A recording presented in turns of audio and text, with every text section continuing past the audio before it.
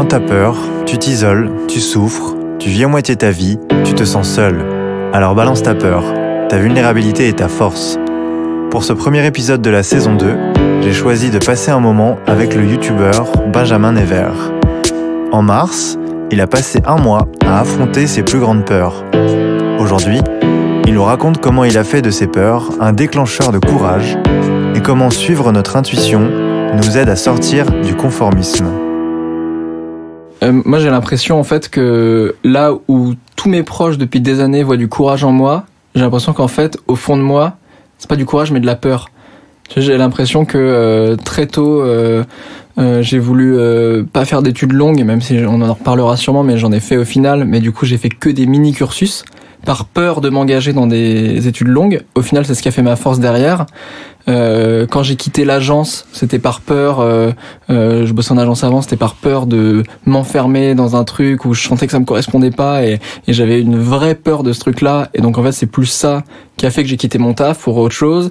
Quand je suis rentré dans une grosse entreprise, j'ai eu très très peur de ça parce que je voyais que ça me correspondait pas, donc je l'ai quitté. Et donc du coup, j'ai l'impression que la peur, moi, je le vois pas comme un truc négatif, en fait, la peur là-dessus, parce que ça a toujours été un peu ma source de courage, en fait. J'ai l'impression que j'ai toujours tiré le courage par la peur au départ. Ça s'est forcément manifesté dans le milieu professionnel, ou parce que là, tu parles beaucoup de travail, ou est-ce que dans d'autres domaines, c'était le cas aussi? Je pense que dans d'autres domaines, c'était le cas. Alors tu vas voir, je pense que je vais surtout parler du travail à mon avis parce qu'en fait ma vie est faite de passion et que ma passion c'est clairement mon taf et je fais tout. Là j'ai 26 ans aujourd'hui et je fais tout pour construire ma vie autour de ma passion.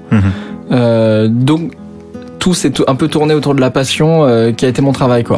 Mais après ouais, je pense que d'un point de vue relationnel avec les autres, il y a sûrement ça aussi. Après, je suis clairement un électron libre, je suis un peu difficile à suivre, ça j'en ai conscience aussi. Donc les gens qui partagent ma vie, c'est pas toujours un cadeau, même si souvent c'est ce qui plaît aussi.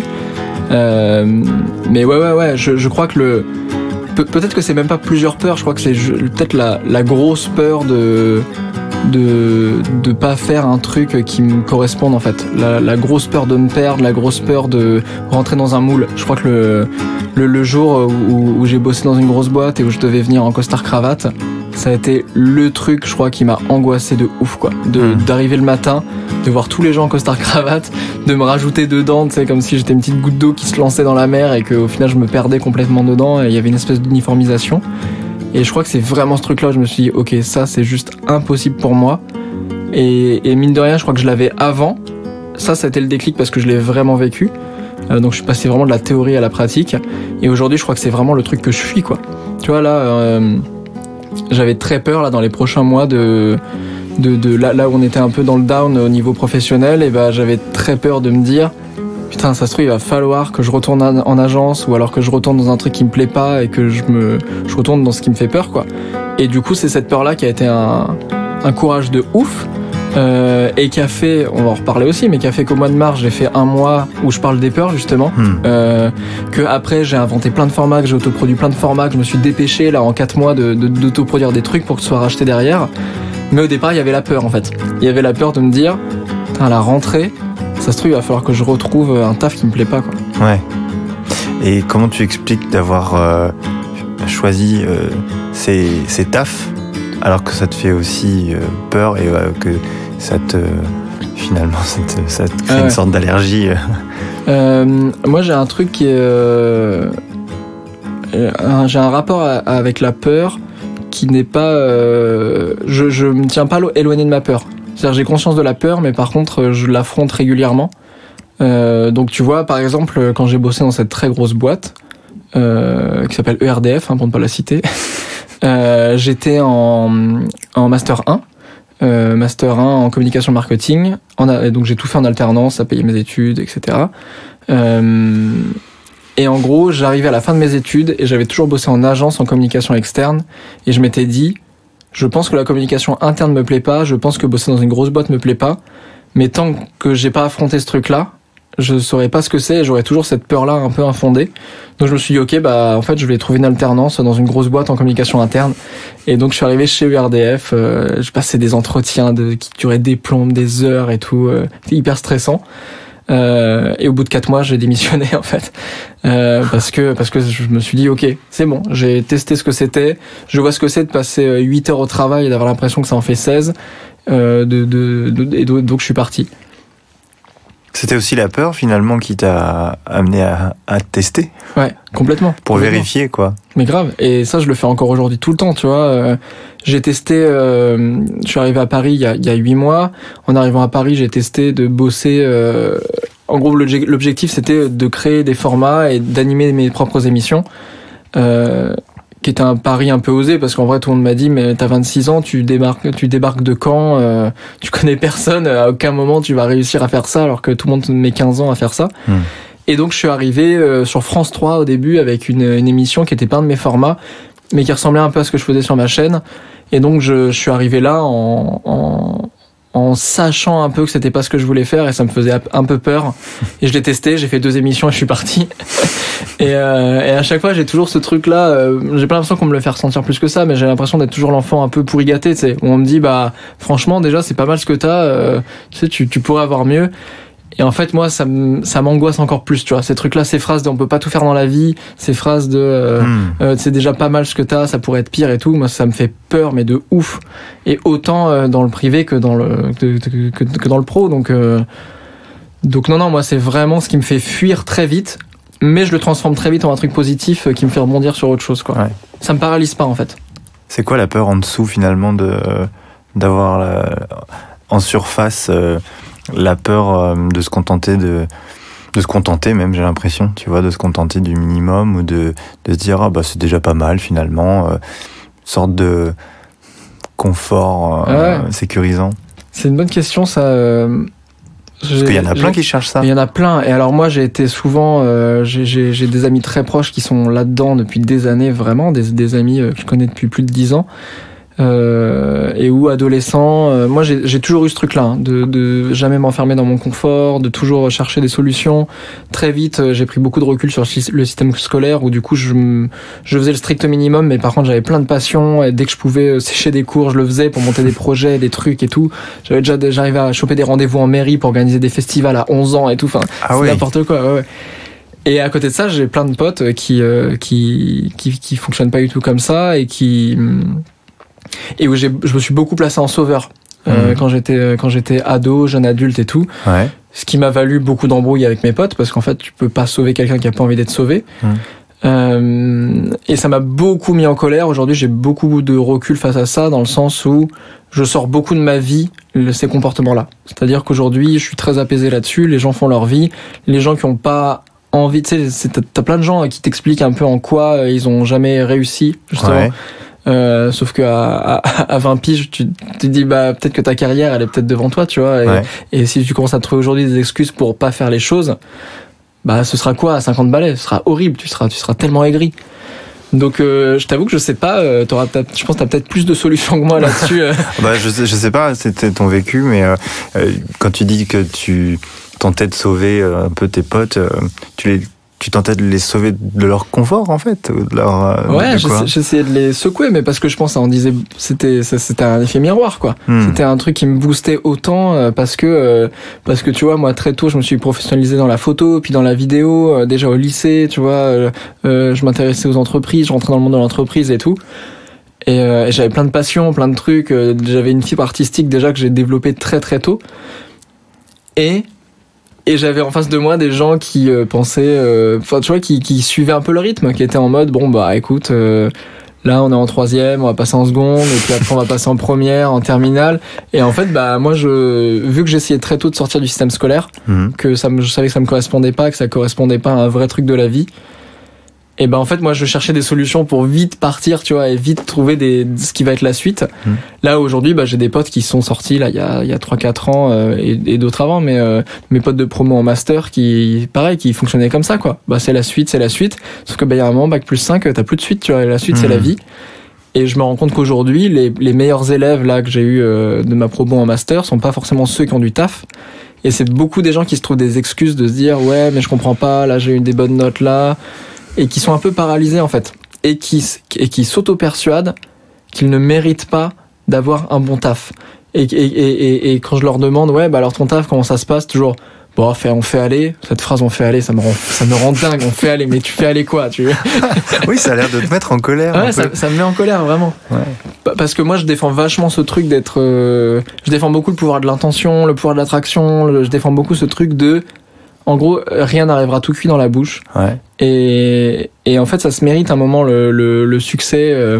Le succès, alors chacun entend son succès comme il veut, mais pour moi la réussite, ta réussite personnelle, le moment où tu dis ah c'est cool, là je suis là où je devrais être, bah ça se mérite de fou quoi.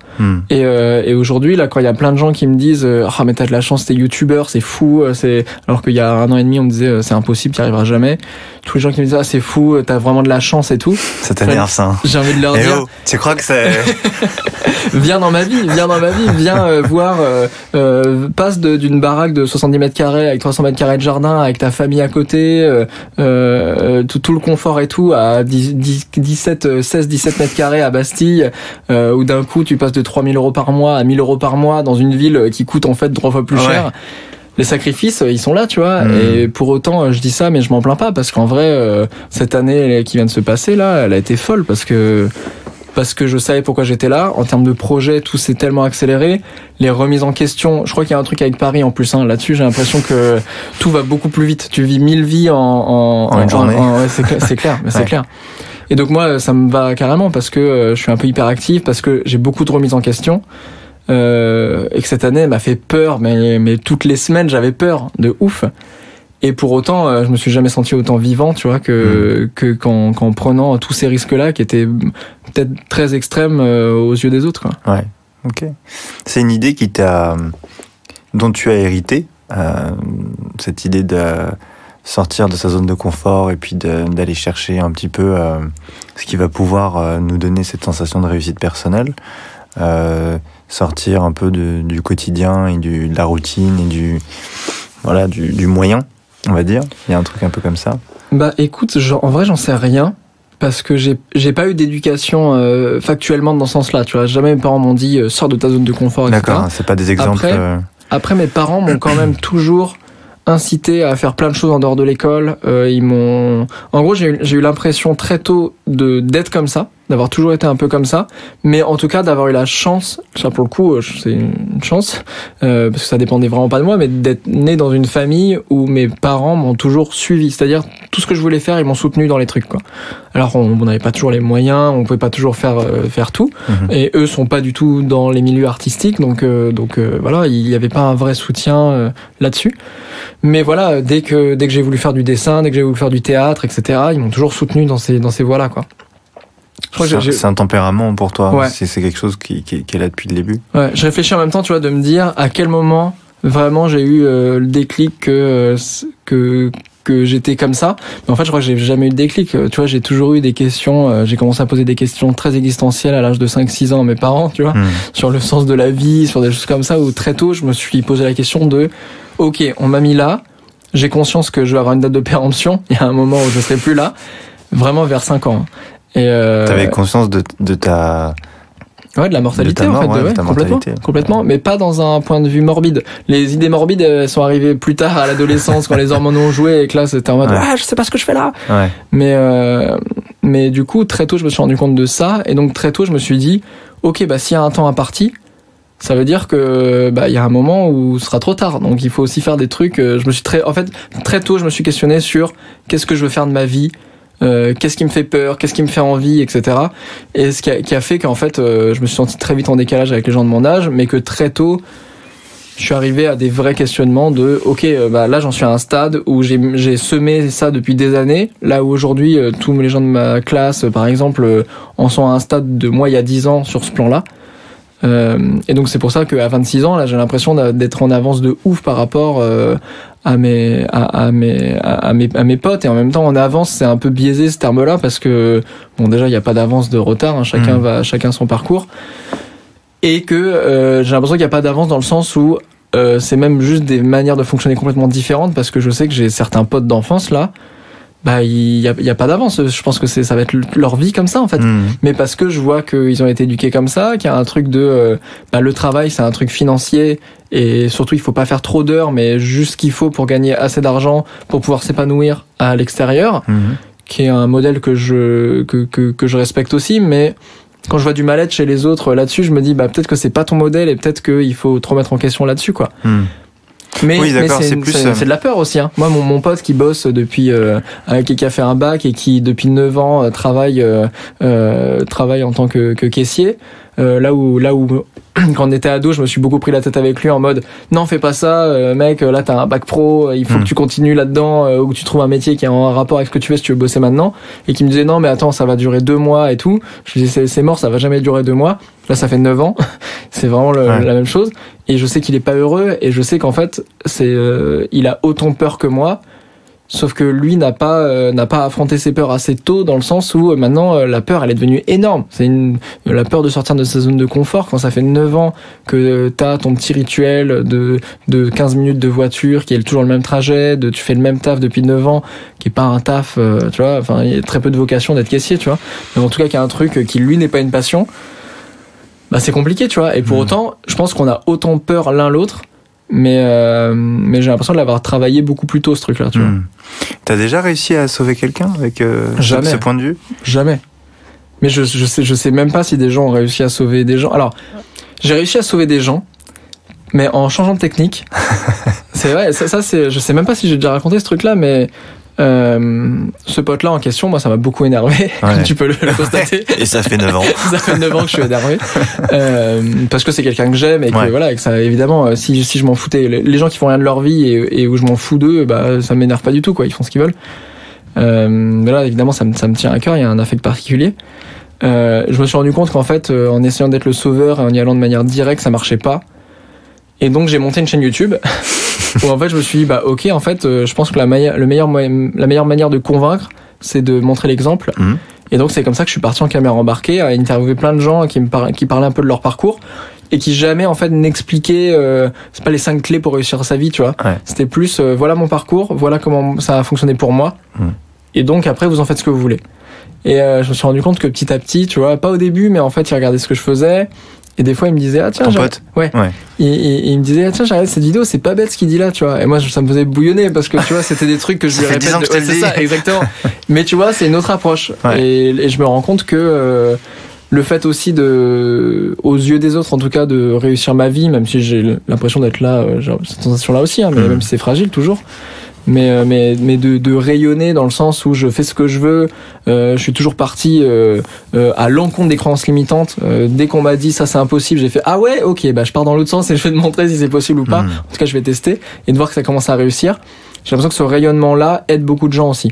Des gens que je connais, des proches qui voient ce truc-là, qui ont suivi un peu ce parcours, et aussi évidemment avec de par mon métier, évidemment énormément de gens que je connais pas, quoi. On va sûrement en parler, mais le mois là où j'ai affronté mes peurs avec une vidéo par jour, en fait en termes de messages, c'est hallucinant le nombre de messages que j'ai reçus, l'impact que ça a eu sur la vie des gens et tout. Et en fait je me suis dit ok, mais c'est peut-être juste ça, et c'est ce que tu fais toi aussi avec Balance ta peur, c'est comment à un moment tu crées un espèce de mouvement, tu vois, tu tapes dans l'eau et en fait ça rayonne et t'arrives à toucher des gens que t'aurais jamais touché dès le départ, quoi. Comment c'est devenu un sujet justement la peur pour toi en tant que youtubeur, comment tu t'es décidé à finalement en faire quelque chose? Alors moi c'est des questionnements qu'on se pose souvent avec des potes. C'est cette fameuse question qu'est-ce que tu ferais si tu n'avais pas peur? Qui est une question qu'en fait tu peux tourner de plein de manières, pas forcément sur la peur et tout. C'est quand la dernière fois que t'as fait quelque chose pour la première fois, c'est un peu ce truc-là aussi, tu vois. Sauf que là, c'est tourné vers l'avant et c'est plus tourné dans le sens, est-ce qu'il y a des choses que t'as vraiment envie de faire, mais que t'as toujours pas fait aujourd'hui parce que t'as peur. Et du coup, en gros, il y avait plusieurs problématiques. Déjà, sur ma chaîne, je commençais à m'ennuyer un peu. Je me rendais compte que, tu vois, en faisant toujours la même chose, t'as toujours les mêmes résultats et que le temps était compté pour moi parce que je m'étais laissé 1 an sur Paris et que ça n'allait pas assez vite. J'avais à peu près 20 000 abonnés, mais je faisais à peu près toujours 10 000 vues par vidéo. Et pour moi, c'était pas possible parce que ça menait à rien sur la rentrée. Il me fallait 1 année supplémentaire et financièrement, c'était pas possible. Voilà. Bon, toujours la peur, vraiment, c'était cette peur-là de se dire, putain, mais là, il va falloir que je bouffe un moment. Et du coup, j'avais envie de prendre les choses un peu autrement. Je m'étais enfermé dans un format sur ma chaîne qui me plaisait plus et où je m'auto-censurais, mais vraiment, je me censurais tout seul, quoi. Et je me suis dit, ok, bah, on va faire un truc qui tourne un peu autour de moi, parce que déjà, il y a plein de gens qui me demandent d'être plus présent dans mes vidéos. Mais quand je fais de l'interview, mon but, c'est pas d'être présent, c'est d'être à l'écoute. Et je me suis dit, ok, bon, on va faire un truc qui est tourné autour de moi et qui peut toucher tout le monde, parce que l'idée, c'est toujours ça, c'est que je veux, à chaque vidéo, je veux que les gens puissent en retirer quelque chose pour eux. Et je me suis dit, ok, bah, il y a cette phrase-là qu'on se pose souvent avec des potes. On fait souvent des listes, on en discute et tout. On fait, ouais, je ferais bien ça, Et en fait, tu le fais jamais. Je me suis dit, ok, bah, je vais me lancer dans un challenge qui me faisait hyper peur parce que je savais pas ce que ça allait donner, mais je me suis dit, ok, bah, je vais faire une vidéo par jour. La première, je fais la vidéo, qu'est-ce que tu ferais si tu n'avais pas peur? Je fais la liste. Et après, c'est parti. Dès le lendemain, on fait une vidéo par jour pendant un mois où j'affronte une peur par jour. Et c'était fou, cette expérience. C'était dingue. Et du coup, qu'est-ce qui a été le plus difficile pour toi? Et bah, en fait, il y a eu plusieurs types de peurs. Évidemment, il y a eu des choses très sensationnelles, type parapente, saut élastique, voilà, des choses que j'avais jamais faites. Mais bizarrement, c'était pas les trucs sensationnels qui étaient les plus physiques, tu veux dire? Ouais. C'était pas ce qui était le plus physique et qui était vraiment le plus compliqué. Tu vois, danser devant 1500 personnes, par exemple, ça a été, je crois, la plus mauvaise expérience que j'ai faite. En tout cas, c'est pas ce que j'en ai retiré le plus positif, même si je suis content de l'avoir fait. Pas parce que physiquement c'est compliqué de danser devant 1500 personnes, c'est psychologiquement, quoi. Psychologiquement, ce truc d'être sur une scène, t'as 1500 personnes qui te regardent et tu danses, c'est horrible vraiment, et parce que c'est dans un truc où je suis pas à l'aise, parce que j'ai déjà fait des conférences devant 1500 personnes et je stresse pas, je déroule mon truc et tout parce que je suis à l'aise avec la thématique, etc. Ouais. Mais ce truc du regard des gens, le regard d'une foule, quand toi t'es individuel et par rapport à un truc où tu n'es pas à l'aise, ça a été très compliqué. Donc il y a eu ça, il y a eu la dernière vidéo où je dis je t'aime à mon père, qui est un truc que je n'ai jamais prononcé de vive voix en 26 ans, tu vois. Donc ça c'est très compliqué aussi, alors que je lui laisse un message sur répondeur en plus. Donc c'est en gros je lui laisse plus un message sur YouTube, quoi, parce qu'il a vu la vidéo YouTube. D'accord. Et lui, tu l'as déjà dit? Non. Non, et la seule fois où on se l'est dit, c'est moi sur ma vidéo YouTube, et lui, il a laissé un commentaire sur YouTube, tu vois. D'accord. Et il m'a appelé 2 jours après, et on n'a pas parlé de ça du tout. Et sinon, comment ça va? Non, c'est clair. Alors que, tu vois, j'ai fait un podcast The Boys Club où on parle de masculinité sur mademoiselle.com, où je parle un peu de ma relation avec mon père, etc. Ouais. Et pareil, il m'a appelé 2 jours après en disant oui, j'ai écouté là le podcast et tout, et je me suis dit bah il va parler de ça parce qu'on dit justement que j'ai jamais dit je t'aime à mon père, qu'on s'est jamais rien dit là-dessus, on s'est jamais étalé sur nos sentiments. Ouais. Et il m'a parlé de tout sauf de ça, tu vois. Donc il y a un vrai truc là-dessus, quoi. Donc ouais, je pense que ça a été ces 2 vidéos là les plus dures. Après physiquement, le saut élastique, c'était une angoisse. J'ai eu vraiment l'impression de me suicider, vraiment. Donc il y a vraiment eu aucun plaisir de parc d'attraction, tu vois. Donc non, ça c'était compliqué. Et puis plusieurs fois parce que ça remonte et puis ça descend. Ah, l'angoisse. Et puis en plus ils m'ont dit, donc ils ont ouvert exprès pour moi en plus, donc c'était fermé et tout. Ils m'ont dit normalement on te récupère en bas, mais là du coup tu vas passer en position assise. Donc en plus ils m'ont expliqué genre là il y a le harnais, tu fais ça, etc. Au 2e rebond tu claques sur le harnais. J'étais en mode non mais c'est bon, je suis déjà hyper stressé de sauter, ça me paraît trop compliqué. Donc tu passes en position assise et en fait ils m'ont remonté, quoi. Et moi c'était horrible, quoi. J'avais aucun truc de contemplation, genre waouh c'est magnifique. J'étais plus en mode ok là j'ai failli tomber dans les vapes en sautant, maintenant vous me remontez et ça dure des plombes. Donc non, ça c'était compliqué. Et en plus je vais le refaire parce que du coup je vais avoir une émission à la rentrée sur France TV / où j'emmène des personnalités affronter leur peur. Et là j'ai sauté à 61 mètres et là je vais sauter à 107 mètres. Ah oui. Donc voilà, 61 mètres ce qu'ils m'ont dit, c'était à peu près entre le 1er et 2e étage de la Tour Eiffel. 107 mètres, on est sur un. Tu vas faire un saut en parachute bientôt. Je vais faire le saut en parachute, ouais. Bizarrement, le saut en parachute me stresse moins. Bah tu vois pas le sol. Ouais, c'est ça. Et j'ai l'impression que de toute façon, comme c'est beaucoup plus haut, t'as moins la notion de la distance, tu vois. En fait, le plus difficile, c'est le deuxième saut. Ouais. Le premier, moi, je savais pas. Donc, j'y suis allé et puis j'ai morflé. Ok. Vraiment. Mais là, si je devais en faire un deuxième, je serais en train de flipper. Ouais, parce que je sais ce que ça fait maintenant. Non, mais tu vois, c'est au début, tu sais pas, donc il y a un peu d'inconscience quand tu te lances dans ce genre de défi. Mais une fois que t'en as conscience, après, tu réfléchis un peu plus, quoi. Ouais. Et donc, forcément, ça ferait. Et toi, le saut en parachute, c'était la peur qui t'a motivé à le faire ou... C'était un cadeau de ma meuf de l'époque. D'accord. Ah, t'étais obligé, merde. Non, je lui avais dit, ça me plairait bien. Okay. Mais parce que j'étais inconscient. Ok. En fait, il m'est rien arrivé de particulier, mais c'est juste qu'effectivement, t'as l'impression de mourir, mais de manière très, très lente. Tu vois, que tu sors de ton corps, vraiment. Ça, c'était assez. C'est marrant comme en fait tu peux faire naître des peurs après en fait. Ouais.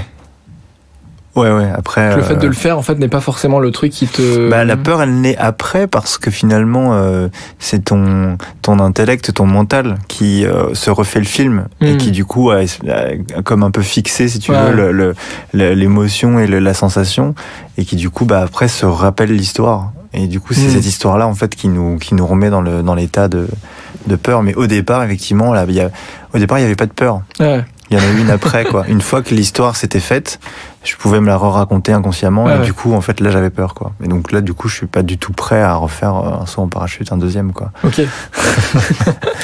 Je me demandais, est-ce que tu as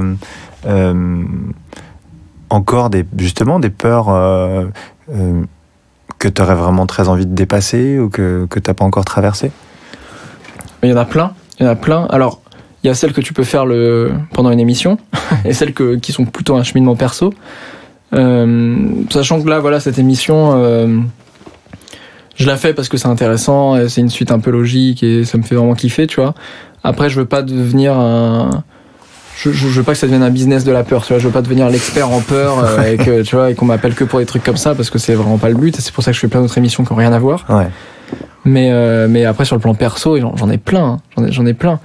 Mais pareil, c'est marrant parce que j'ai un peu ce truc-là dans ma vie, des fois de pas avoir peur et de me rendre compte après que j'avais peur, tu vois.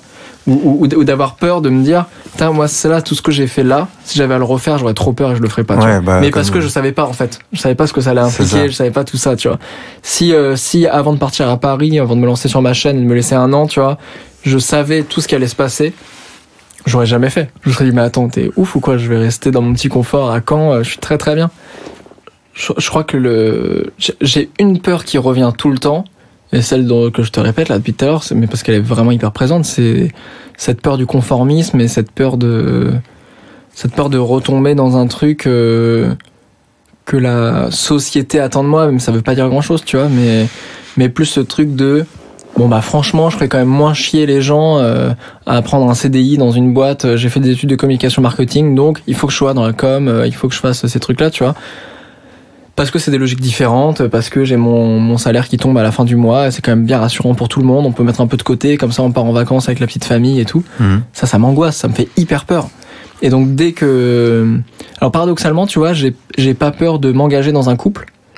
Ouais, d'accord. Parce que ça pourrait être assez logique, tu vois, de se dire, dans ces cas-là, attends, moi, je m'engage dans un couple, je commence à habiter avec quelqu'un, c'est mort, tu vois, ça veut dire que là, la suite logique, c'est les enfants, c'est la petite baraque de vacances, c'est les vacances et tout. Et pour autant non. Après évidemment je crois que j'aspire pas aux mêmes choses que d'autres couples et quand je me mets en couple j'aspire pas à la vie de famille.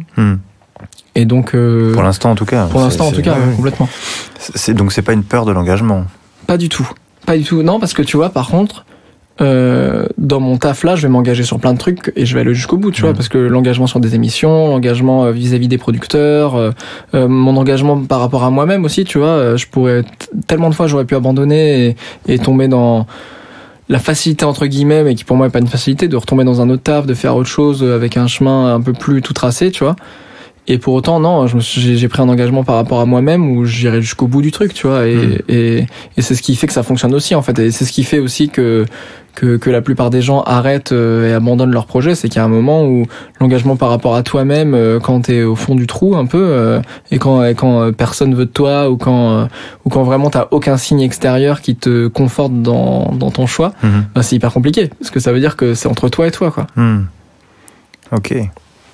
Et du coup, tout à l'heure, tu as pas mal parlé justement de cet engagement dans sortir de ta zone de confort, sortir un petit peu ce que pourrait nous inviter à faire la société, et, tu vois, à rester dans un espèce de conditionnement comme ça, j'ai fait des études de com, donc je vais bosser en la com.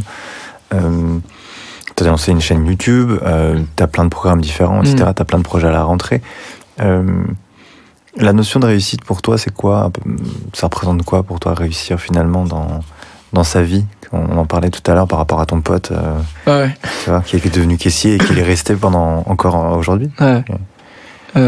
Moi, la vraie réussite, pour moi, j'ai l'impression déjà d'avoir réussi, tu vois, parce que je suis jamais en quête du bonheur, tu vois, je suis jamais en mode je serai heureux quand j'aurai ça. Je suis toujours dans ce truc-là de me dire ok, qu'est-ce qui me rend heureux aujourd'hui et comment j'arrive à être pleinement heureux aujourd'hui et pas être dans la course constante d'un truc qui arrivera jamais, tu vois. Ça, c'est parce que je suis feignant et impatient. Donc, je veux que ce soit tout de suite maintenant. Et du coup, c'est plutôt cool parce que ça se transforme en un truc positif.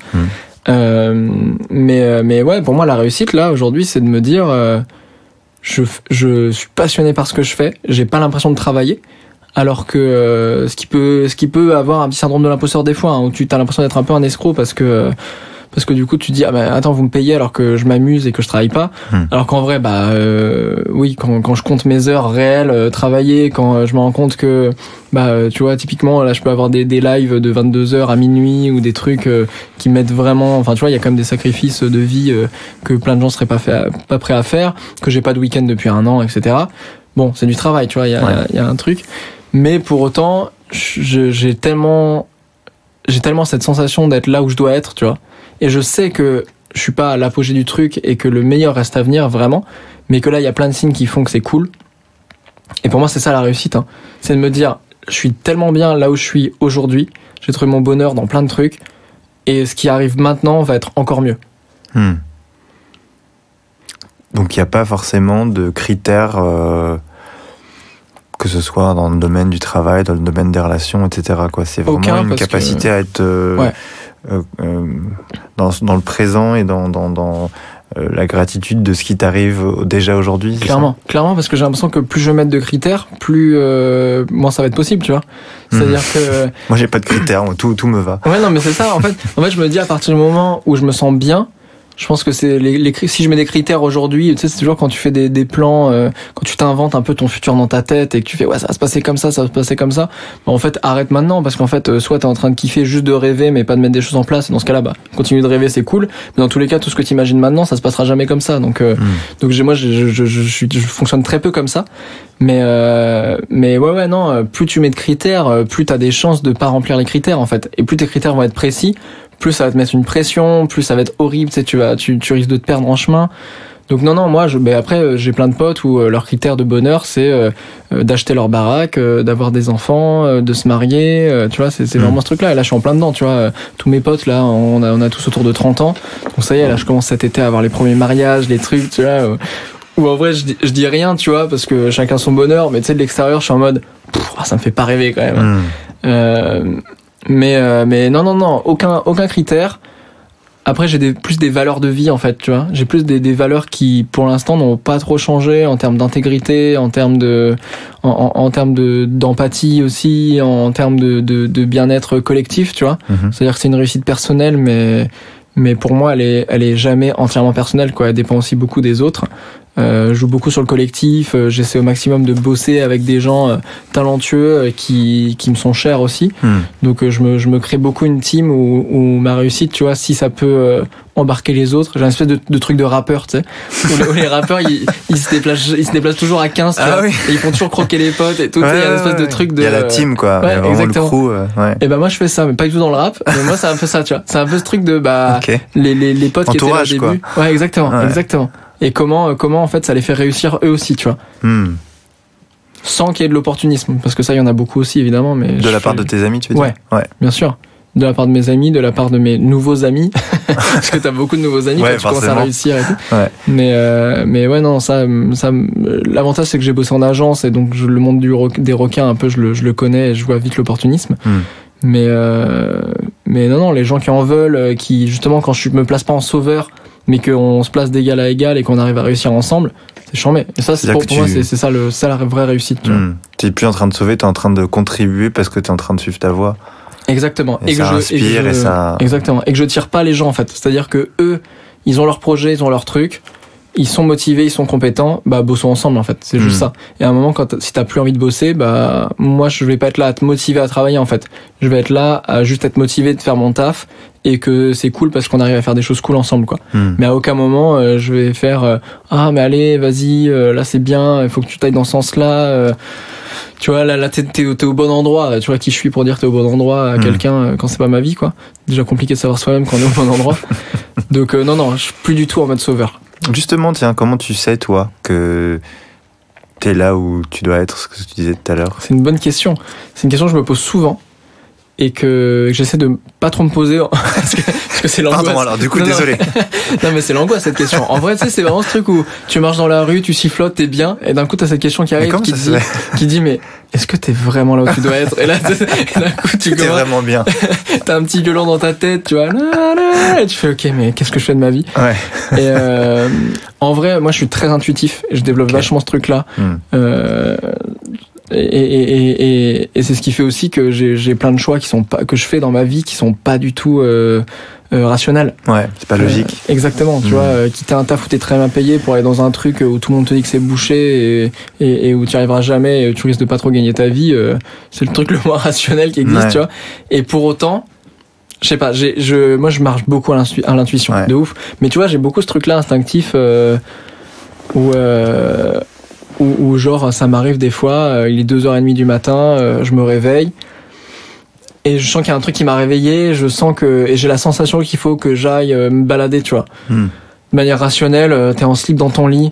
Franchement, tu dis vas-y, viens, déjà je me en slip, hein. Déjà je suis en slip. Ça, c'est problématique. c'est vrai. Qui met des slips encore aujourd'hui? Merde. Mais tu vois, je me dis, en vrai, n'importe qui se recouche à ce moment-là. Ouais. Bah là, je me dis, ok, mon corps m'a vraiment envoyé un message, il faut que je me balade.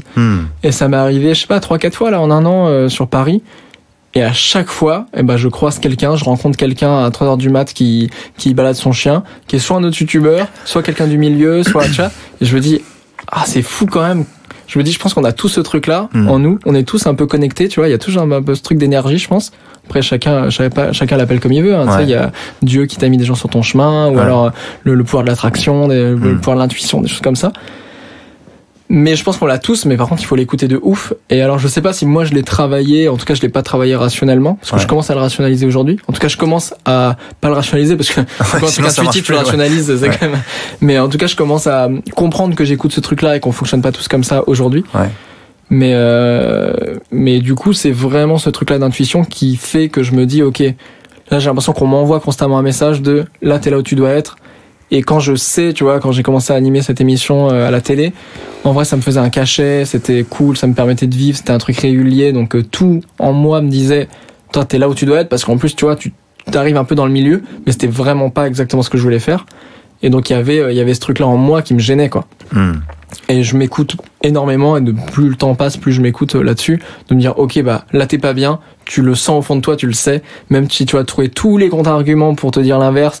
Moi, ce truc-là ah bah, si tu sais pas faire le choix, bah, tu fais 2 cases, tu fais un plus à gauche, tu fais un moins à gauche, et comme ça, tu vois, s'il y a plus de plus ou de moins, mais ta gueule, en fait, parce que vraiment, c'est ton cerveau, je peux avoir 10 trucs dans le plus et un truc dans le moins, mais ça se trouve, le truc dans le moins, il va avoir tellement plus d'importance que dans le plus. Donc, je fais pas ça, en fait, je fais pas tout ça. Mais après, tu vois, il y a plein de gens pour qui ça fonctionne et qui préfèrent faire ça, donc c'est cool. Et c'est peut-être une étape aussi, petit à petit, à faire. Mais non, moi, l'intuition, c'est vraiment ce truc-là qui me dit, t'es au bon endroit ou t'es pas au bon endroit. Est-ce que finalement, c'est ça qui t'a aidé à identifier tes peurs dès le départ? Et à du coup bouger, faire preuve de courage et changer de direction quand tu le sentais. Ouais, de ouf. Ou est-ce que c'est l'inverse? Est-ce que dépasser tes peurs, finalement, ça t'a aussi aidé à un peu à élaguer et à être de plus en plus précis dans l'écoute de ton intuition? Je sais pas si ça m'a aidé à élaguer. Non, je pense pas. En vrai, je pense que c'est allé dans un sens et ça a juste décuplé dans ce sens-là. D'accord.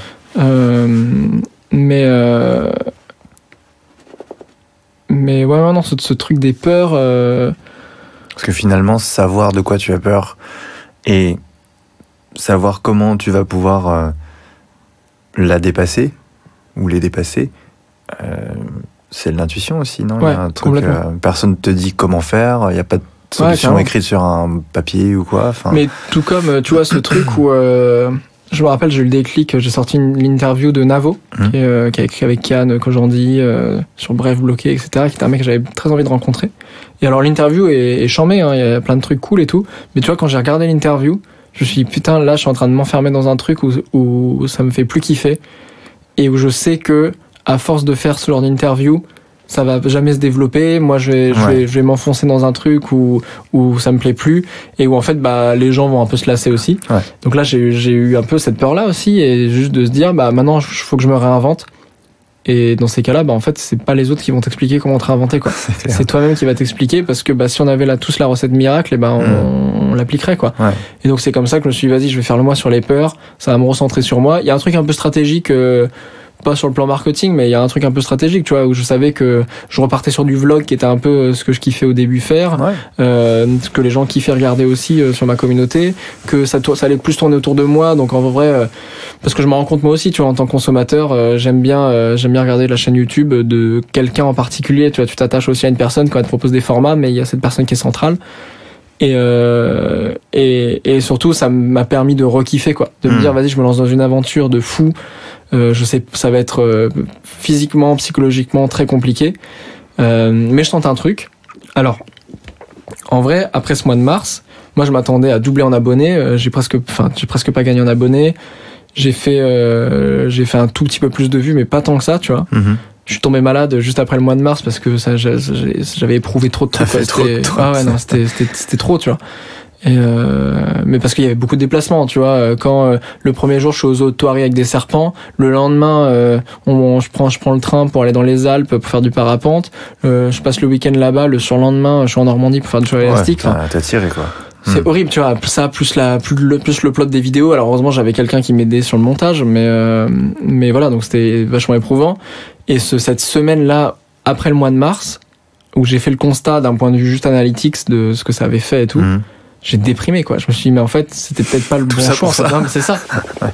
Et en fait, à la fin de cette semaine-là, je me rappelle, c'était à la fin de la semaine, du coup, je commençais à aller un peu mieux, et là, je reçois un mail de France TV Slash qui me dit, on a beaucoup aimé votre mois sur la peur, est-ce qu'on peut discuter d'une émission, tu vois? C'est quand tu lâches, hein, t'as vu, De ouf, c'est toujours ça.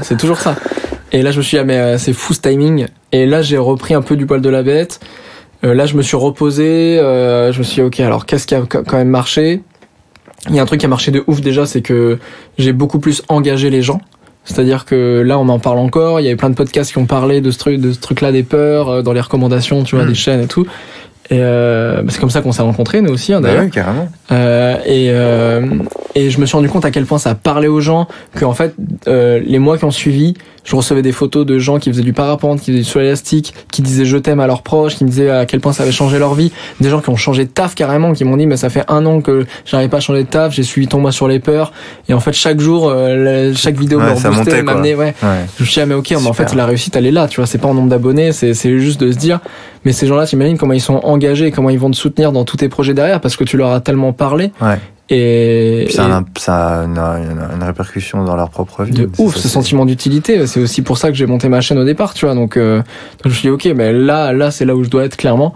Et après, voilà, j'ai produit d'autres formats, le 9 minutes avec, justement, où je me suis dit, il faut que j'arrive à sortir plus de vidéos, de repartir sur un truc hyper humain, où je vais à la rencontre de plein de gens différents là-dessus, quoi. Et puis c'est après que j'ai sorti Entre mecs, qui était ce format sur la masculinité, où je me suis dit, ok, là c'est des mecs qui parlent de masculinité, ça m'intéresse, et c'est un format que je me serais jamais permis il y a encore quelques mois, tu vois. En gros, le mois, là ouais, tu me demandais ce que ça avait servi quand même, à quoi ça avait servi. Le mois sur les peurs, il m'a quand même permis d'enclencher un truc de ma chaîne YouTube est un terrain de jeu et maintenant je me permets ce que je veux. Et je sors ce que j'ai envie de faire, alors qu'avant, il y a plein de trucs que je me serais pas permis de sortir, quoi. Plein de formats où je me serais dit, ah non, mais ou là, faut peut-être que je sorte une chaîne secondaire, ou je sais pas quoi, tu vois. Où je vais pas le faire parce que c'est pas trop moi. Aujourd'hui, je me sens libre de sortir ce que je veux sur ma chaîne. Et ça, c'est clairement le mois sur les peurs qui m'a ouvert à tout, quoi. Ouais. Ok. Dans ce que tu me dis, finalement, moi, j'ai la réflexion, là, qui me vient de la vraie réussite, finalement, elle est forcément collective. Ouais. Tu vois, il y a ce truc-là en fait, toi, t'as eu la sensation de réussir ton projet, à partir du moment où, effectivement, la réussite était aussi celle des autres, quoi. De ouf. Mais moi, c'est au centre du truc, hein, et autant, tu vois, comme je te disais, sur l'équipe avec qui je bosse, où pour moi, il faut que ce soit une réussite pour tout le monde, il faut que tout le monde se sente bien dans un projet. Là où c'est compliqué aussi, c'est que moi, je suis tellement une pile électrique et il faut que ça avance. Tu vois, j'ai plein d'idées à la minute. Entre mecs, on a tourné 4 épisodes en un après-midi, ce qui était hyper sport. J'avais eu l'idée 5 jours avant, tu vois. Donc en 5 jours, il a fallu trouver 4 invités, une équipe technique, enfin tu vois, ça tout va très vite, le format a encore changé 5 minutes avant, enfin tu vois, ça va très très vite et donc il faut arriver à trouver des gens qui sont dans le même mood que toi et qui sont prêts à supporter ça mais qui vont se dire plutôt c'est cool parce que c'est hyper motivant, tu vois. Mais dans tous les cas, trouver la bonne équipe est pas forcément évidente, mais faire sans équipe c'est impossible pour moi, tu vois. Parce que bon, déjà techniquement, il y a un truc, c'est que je peux pas être à tous les postes et je sais pas faire tous les métiers du monde. Mais aussi parce que je peux pas kiffer ma petite réussite dans mon coin, tu vois. Et voilà, et ce truc de recevoir plein d'amour des gens, mais pas de l'amour irrationnel, tu vois. J'ai l'avantage aussi d'avoir une communauté qui est pas des adolescents.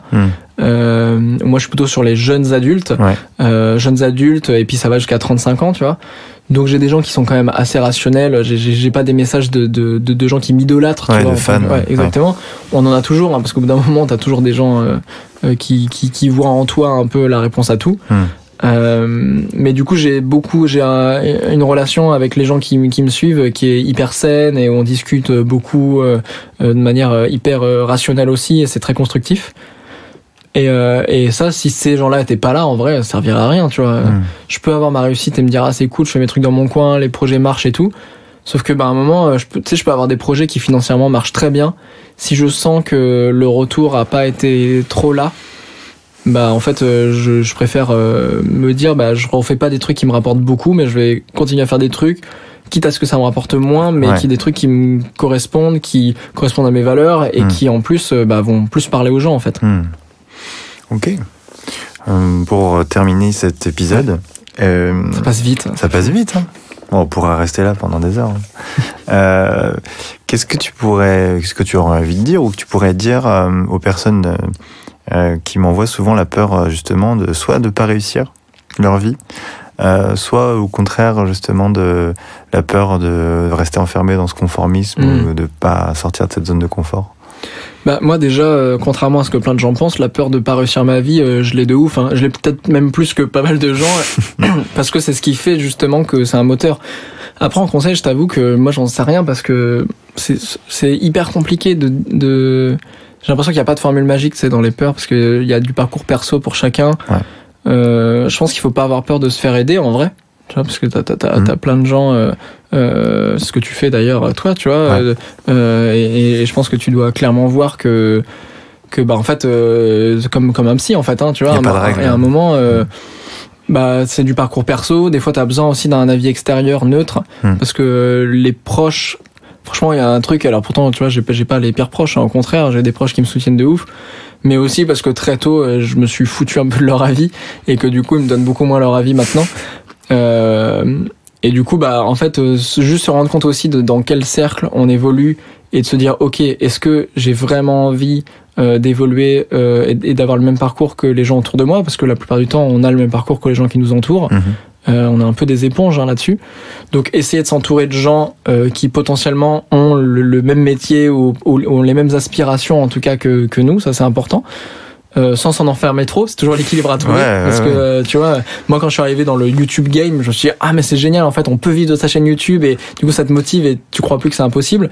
Par contre, faut pas non plus travailler, hein. Faut travailler, et ça me fait du bien aussi de retrouver mes potes à Caen qui sont caissiers ou qui sont commerciaux, qui suivent de loin ce que je fais, mais qui en vrai seront pas du tout dans ce milieu-là, parce que ça me fait redescendre un peu aussi, tu vois, c'est cool.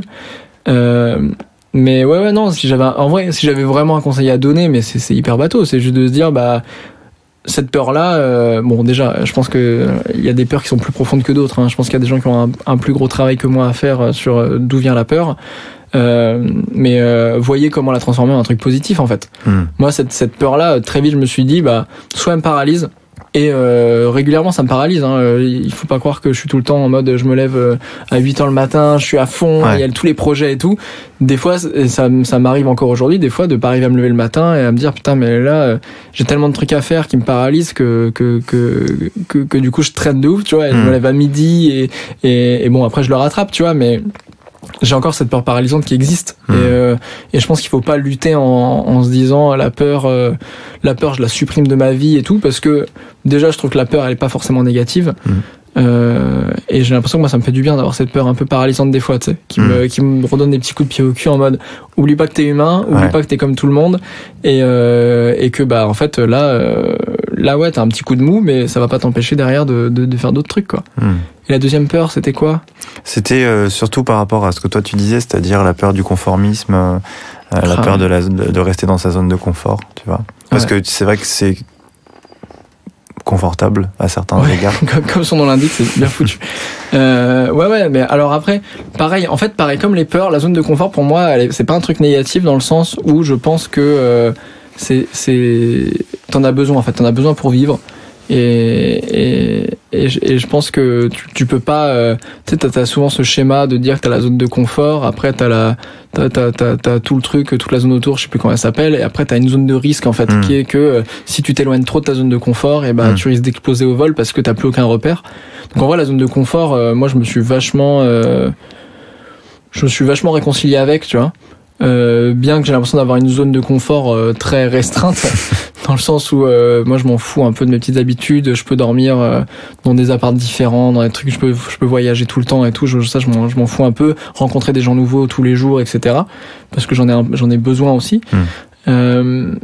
Mais en fait, quand il va étape par étape, c'est ce que je disais aux gens, c'est que quand j'ai fait mon mois sur la peur, il y a plein de gens en fait que ça a aussi un peu, il y a plein de gens que ça a motivé, et il y a plein de gens que ça a culpabilisé, de voir que j'affrontais une peur par jour et du coup qui étaient là en mode moi j'ai une peur, j'ai du mal à affronter ce truc-là, alors que toi tous les jours tu fais des trucs et tout. Moi j'aurais dit bon, déjà on est sur un truc un peu extrême, hein. La preuve, je tombais malade après, c'est pas forcément la bonne solution. Sachez-le, vous pouvez être malade après. Non mais c'est clair, c'est pas forcément la bonne solution, c'est dans un cadre particulier, dans un cadre de faire des vidéos, de faire des émissions, tu vois, il y a un vrai challenge, et surtout je fais que ça à côté, je fais rien à côté, pardon, je fais que ça. Donc mon mois sur les peurs, oui, j'ai dû tourner 2-3 trucs peut-être à côté, mais ça tournait vraiment autour de ça. Ma vie c'était ça, tu vois, quand t'as un taf à côté, tu vas pas t'amuser du parapente tous les jours. Voilà, exactement. Et surtout, ce que je disais aux gens, c'est en fait déjà affronter une peur dans le mois, mettez-vous un objectif, tu vois. Rien que ça, c'est ouf, tu vois. Parce que en fait, j'ai l'impression que c'est un muscle un peu, tu vois. J'ai l'impression que ça se travaille. Il faut s'entraîner. Et tu vois, le truc là, je reprends à la rentrée là avec cette émission, je reprends les tournages sur les peurs. J'ai l'impression de pas m'être assez entraîné, tu vois. J'ai l'impression de re-avoir un petit peu peur alors qu'on a signé 5 émissions et que c'est 5 trucs que je faisais sans réfléchir au mois de mars parce que de toute façon il fallait envoyer et parce que c'était tous les jours, quoi. Donc j'ai l'impression que tu perds aussi vite ce truc-là, que ça revient vite. Mais en vrai, commencer maintenant, et surtout faut pas commencer trop gros non plus, tu vois. Des fois t'as des toutes petites peurs. Et juste affronter cette petite peur là, et ça va t'amener sur une autre peur qui va être un peu plus grosse, etc. Et l'idée c'est pas de créer tu vois, d'y aller en mode frontal sur une très grosse peur, ça peut avoir l'effet inverse, tu vois. Ça peut au contraire te faire un espèce de traumatisme où du coup tu vas absolument plus le refaire et t'as encore plus peur après. Et puis tu t'es bien craché. Et puis... Exactement. Donc ça, non, mais moi je vis avec la peur constante. En vrai, je suis très serein, mais cette peur-là, elle existe tout le temps. Moi, j'ai la peur de l'autorité, déjà. Ça c'est ouf. Et ça a guidé ma vie perso, ma vie pro, mais tout le temps, c'est horrible. Ma vie amicale, sentimentale, professionnelle, tout est fait pour esquiver l'autorité. Et pour autant, l'autorité, t'en as toujours un peu, tu vois. T'as pas de... Quand t'as des gens qui te financent, quand t'as un producteur et tout, t'as toujours un minimum d'autorité. Et moi, c'est un truc qui me fait peur. Et c'est pour ça aussi que administrativement, je suis une galère. Là, il y a des courriers qu'il faut que j'envoie pour mes impôts depuis 4 mois. Je l'ai toujours pas fait. Enfin, tu vois, c'est des trucs, ça me stresse dès que je reçois du courrier administratif. Là, mon comptable m'a dit, votre déclaration de TVA n'a pas marché. Il faut que vous envoyiez un chèque. J'étais en mode, non, mais ça, je vais pas le faire et tout. Tu vois, et ça me fait peur de ouf. Et c'est lié à ce que je fais, parce qu'en fait, c'est tu vois, quitter mes tafs parce que j'avais une hiérarchie qui me saoulait, c'était ça. Être à mon compte, faire des trucs qui me plaisent et tout, c'est clairement la peur de la peur de la hiérarchie. Et quand j'ai plein de potes qui me disent je sais pas comment tu fais pour faire ton taf et tout, moi j'aurais trop peur et tout, je leur dis mais attends, toi tu bosses à McDo, mais laisse tomber comment moi ça m'angoisserait de bosser à McDo et que je sais pas comment toi tu fais en fait, parce que ça m'angoisse, ça me fait beaucoup plus peur de me lever le matin pour aller faire un taf qui me plaît pas, passer une journée où vraiment je sais que le soir je vais être blasé et je vais me dire bon bah allez, je vais regarder TPMP comme ça ça va me faire du bien, et tu sais, c'est un espèce de truc qui revient tous les jours, où tu passes ton temps à fuir ta vie finalement, plutôt que de là être dans un truc où j'ai peut-être pas de faux confort, parce que le confort est un peu c'est une idée, c'est clairement une idée, mais de me dire que par contre je suis en train de travailler constamment pour justement fuir ce truc là, et je trouve ça tellement plus simple en fait de faire ce que je fais plutôt que de faire un taf qui me plaît pas quoi. Bah merci. Merci à toi. C'était une belle cool. réponse. Merci pour ton temps et à bientôt. Merci à toi. Salut.